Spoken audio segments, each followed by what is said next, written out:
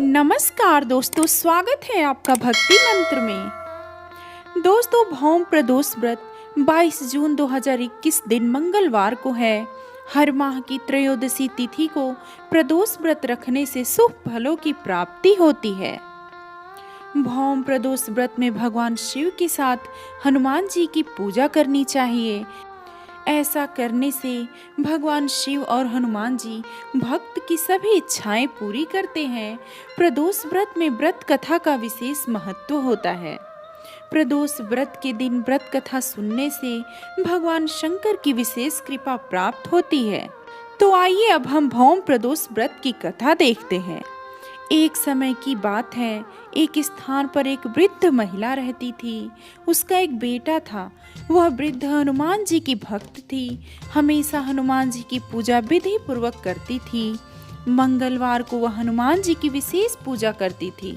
एक बार हनुमान जी ने अपने भक्त की परीक्षा लेनी चाहिए। वे एक साधु का वेश धारण करके उनके घर आए। उन्होंने आवाज लगाते हुए कहा कि कोई है हनुमान भक्त जो उनकी इच्छा को पूर्ण कर सकता है। जब उनकी आवाज उस वृद्ध महिला के कान में पड़ी तो वह जल्दी से बाहर आई। उसने साधु को प्रणाम किया और कहा कि आप अपनी इच्छा बताएं, मैं आपकी हर इच्छा पूरी करूंगी। इस पर हनुमान जी ने उससे कहा कि उनको भूख लगी है, वे भोजन करना चाहते हैं, तुम थोड़ी सी जमीन लीप दो। उसने जमीन लीप दिया। इस पर उसने हनुमान जी से कहा कि आपके कहे अनुसार जमीन लीप दिया है। हे ब्राह्मण, और कोई काम है तो वह भी कहें, उसे भी वह पूरा कर देगी। तब हनुमान जी ने अपनी बातों को पूरा करने के लिए उससे वचन लिया। उन्होंने कहा कि अपने बेटे को बुलाओ और उसकी पीठ पर आग जला दो, उस पर ही वे अपने भोजन बनाएंगे।